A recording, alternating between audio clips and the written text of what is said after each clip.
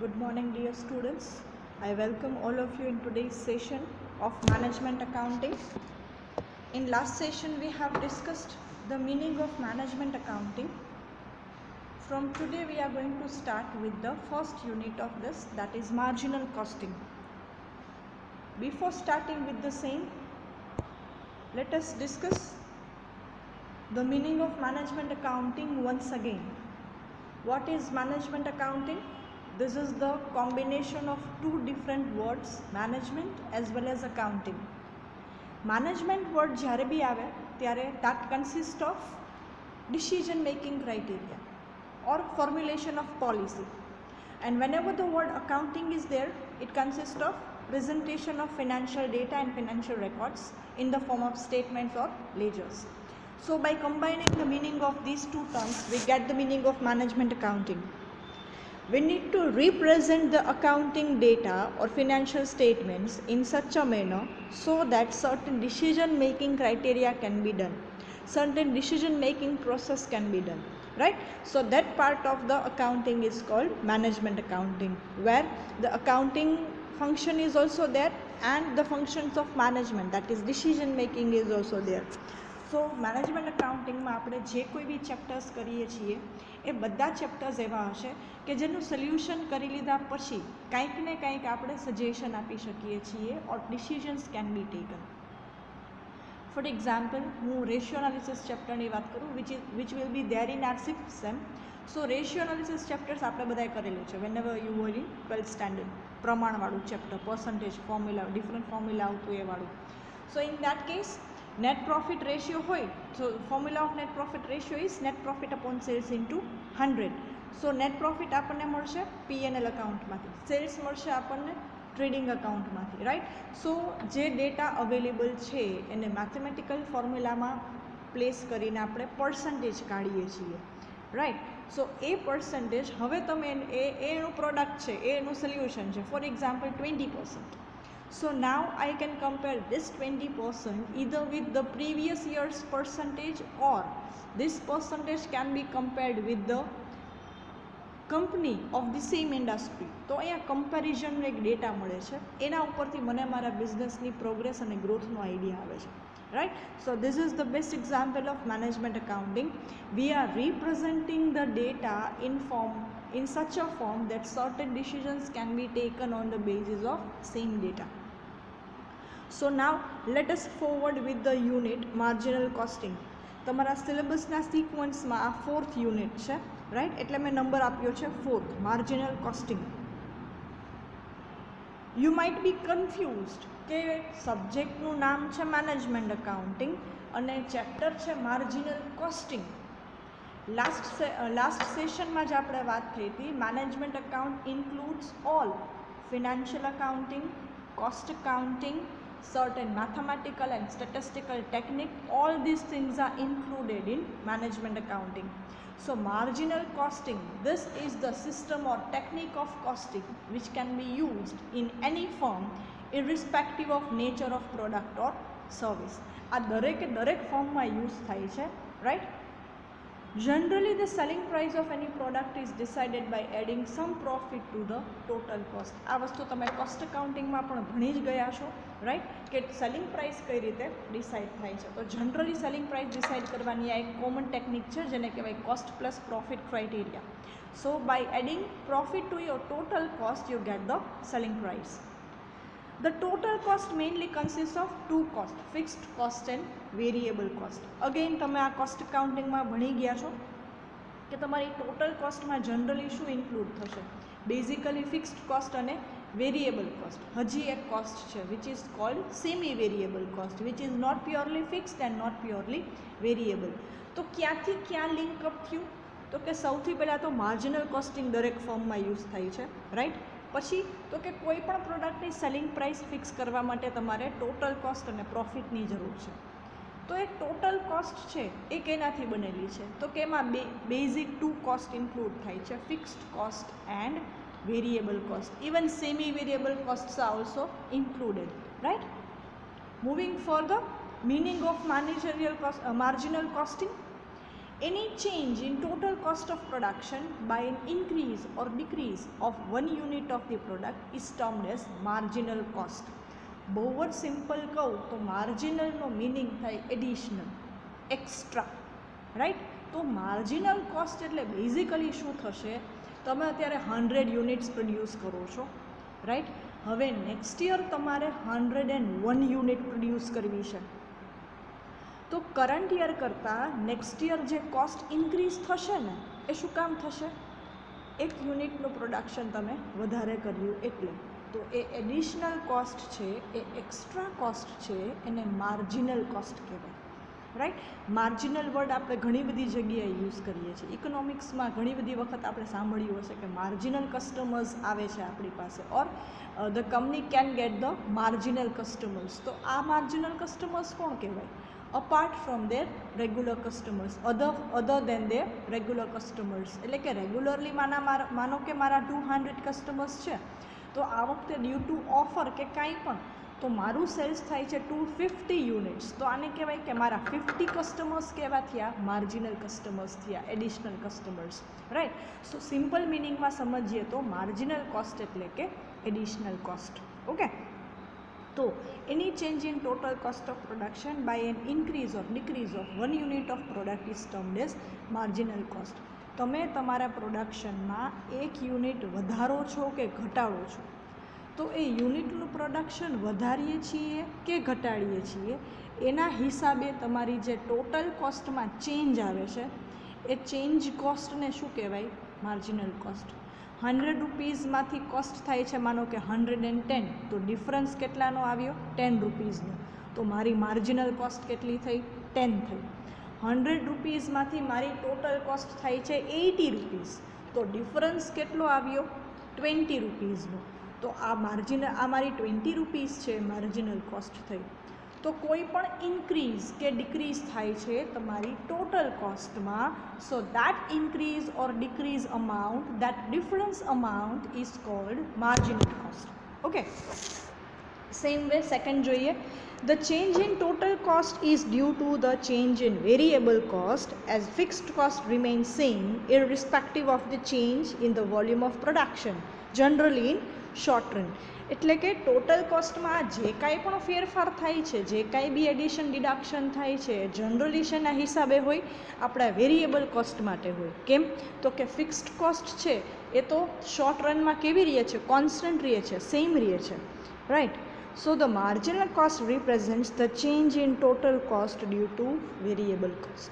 તો વેરિયેબલ કોસ્ટમાં જે ચેન્જ થાય છે એ ચેન્જડ કોસ્ટને શું કહેવાય, માર્જિનલ કોસ્ટ કહેવાય. ઓર માર્જિનલ કોસ્ટ શું રિપ્રેઝન્ટ કરે છે, વેરિયેબલ કોસ્ટનો જે ચેન્જ છે that is only marginal cost.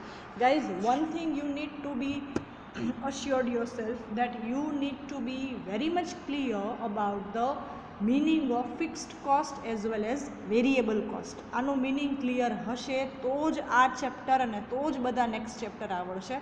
So you need to be very very very careful, right. તમને યાદ રહેવા જ જોઈએ, હોવા જ જોઈએ ફિક્સ્ડ કોસ્ટ અને વેરિયેબલ કોસ્ટના મિનિંગ, એના ફીચર્સ, એના ચેન્જીસ, એ બધું રિવાઇઝ કરાવી દઉં છું.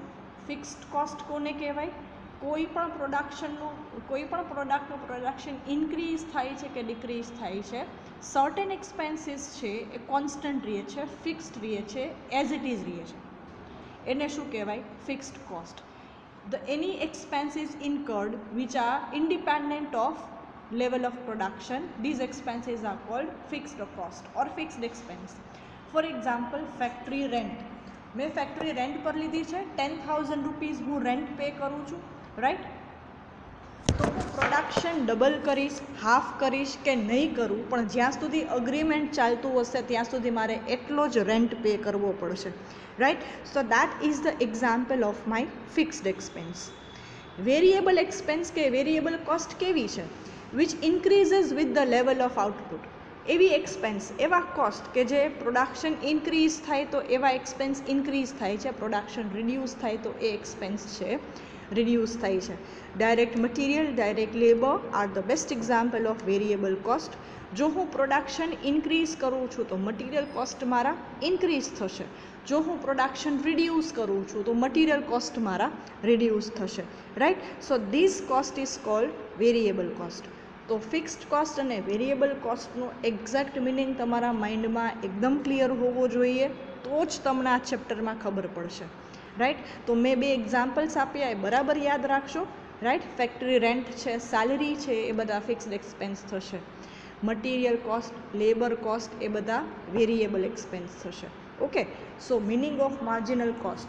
See guys, you need to repeat all such videos again and again so that you can come to understand, you can come to know about the seriousness of this subject as well as seriousness of the chapter. આ બધી વસ્તુઓ એવી છે કે જલ્દી થઈને યાદ નહીં રહી જાય. આવતીકાલે એક્ઝામ્સ છે ને આજે રીડ કરશો તો એક્ઝામ્સ ક્લિયર કરી લેશું. This is not as such. All this things are conceptual thing. આ સબ્જેક્ટ તમે પહેલી વખત ભણો છો, ફાઇન, તો તમારે એમાં મહેનત બી એટલી જ વધારે કરવી પડશે. થોડી ટર્મ્સ ઘણી બધી નવી આવશે, રાઈટ. એનું ડિસ્ક્રિપ્શન છે થોડું ડિફરન્ટ હશે કે ક્યારેય તમે સાંભળેલું નહીં હોય તો ક્યારેક નવું પણ લાગે. તો બરાબર સમજવા માટે અને યાદ રાખવા માટે તમારે રિપીટેશન કરવું પડશે વિડીયોનું, રાઈટ. સો મેક શ્યોર કે તમે રિપીટેશન્સ કરો છો ને રોજે રોજ એ વસ્તુ સાંભળો છો કે રીડ કરો છો. And start preparing notes as well. હમણાં આપણે કેલ્ક્યુલેશન્સ બી સ્ટાર્ટ થઈ જશે within next session, fine. So be ready with the thing. Okay, moving further. Tabular explanation. હમણાં જ આપણે જે વાત થઈ what is marginal cost, right, તો એનું મેં એક્ઝામ્પલ લીધું છે અહીંયા. For example, for the production of a product, fixed cost ₹10,000 and variable cost is ₹10 per unit. Okay, કોઈ એક પ્રોડક્ટનું પ્રોડક્શન કરીએ છીએ, એના વેરિયેબલ કોસ્ટ પર યુનિટ એટલે કે સિંગલ પ્રોડક્ટ પ્રોડ્યુસ કરવા માટે એના વેરિયેબલ કોસ્ટ છે ₹10 અને ફિક્સ્ડ કોસ્ટ છે ₹10,000. Fine. Now let us have the total cost comparison for 1000 units and 1001 units. હવે આપણે એ જોઈએ છીએ કે હું 1000 યુનિટ્સ પ્રોડ્યુસ કરું તો મારી ટોટલ કોસ્ટ કેટલી થાય અને 1001 યુનિટ્સ પ્રોડ્યુસ કરું તો મારી ટોટલ કોસ્ટ કેટલી થાય. ફાઇન. સો જો ફર્સ્ટ કોલમ છે number of units, second column represents the fixed cost, third column represents the variable cost and fourth column represents the total cost. The items wrote in bracket shows the calculation how this column has been arrived upon, right. So first column number of units 1000, fixed cost કેટલી કહે છે, કોઈ બી number of units હોય so fixed cost would remain constant 10,000. variable cost કેમ મળી, ₹10 per unit છે, so ₹10 into 1000, right. Next, so that comes around 1000 into 10 એટલે એ બી કેટલી થઈ 10,000. so total cost of producing 1000 units will be 20,000. આવી જ રીતે 1001 unit, so 1001 unit પ્રોડ્યુસ કરું કે 1000 પ્રોડ્યુસ કરું, મારી ફિક્સ્ડ કોસ્ટ કેટલી રહેશે 10,000 જ રહેશે. ફાઇન. પણ variable cost ₹10 into 1001, so that comes to 10,010 rupees. So my total cost will be ₹20,010, right. So મારા નંબર ઓફ યુનિટમાં ચેન્જ કેટલો છે 1 યુનિટ અને ટોટલ કોસ્ટમાં ચેન્જ કેટલો છે ₹10. So the change in total cost is ₹10 is just due to increase in the production of 1 unit, and this is just because of variable cost. So in this case my marginal cost will be ₹10.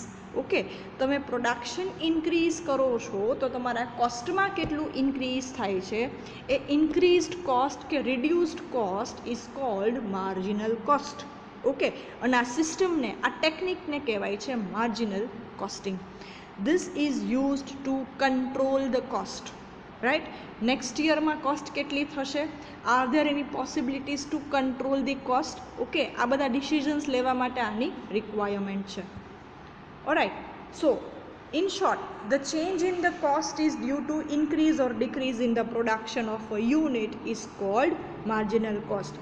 Production વધારો છો કે ઘટાડો છો એના હિસાબે જે એક્સપેન્સમાં કે કોસ્ટમાં વધારો ઘટાડો થાય છે તો એ ડિફરન્સ ઓફ કોસ્ટને શું કહેવાય, marginal cost. All right, so the generally marginal cost will be variable cost only. The third point, the term marginal cost implies the additional cost involved in producing an extra unit of output which can be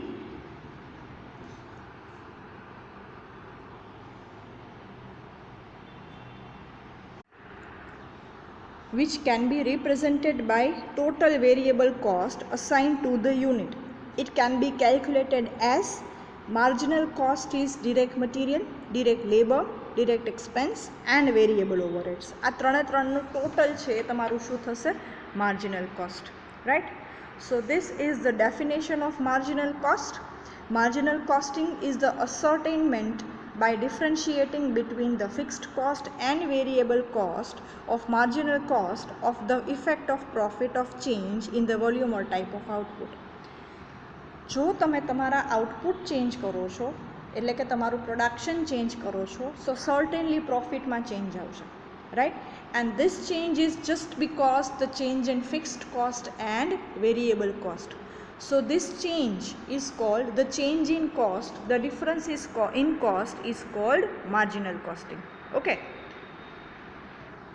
fine. So today we are completing our session here. In the next session we are going to discuss the important terms and formula of this chapter. So be ready with your book and pen in the next session. Thank you so much all of you.